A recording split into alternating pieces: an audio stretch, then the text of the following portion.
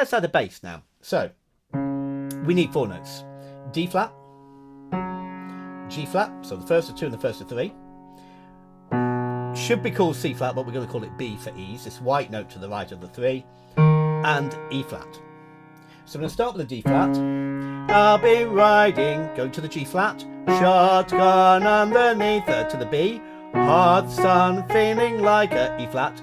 Someone, and that's it. So you might want to develop your ear or your playing or your musicianship and improve. You could sing these using the letter names. You could go D flat, G flat, B, E flat. Let's try it.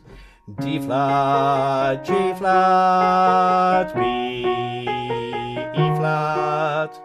You could use solfege. You could use so, do, fa, la, and go so, do, fa, la. You could build your chords.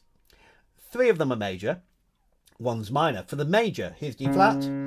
1, 2, 3, 4 steps, add 3. There's D flat major.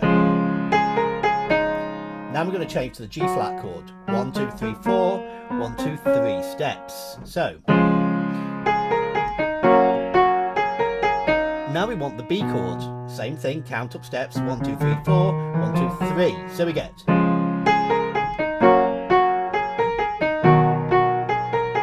And now E flat minor, the other way around. 3 then 4. Here's E flat. 1, 2, 3. 1, 2, 3, 4. So.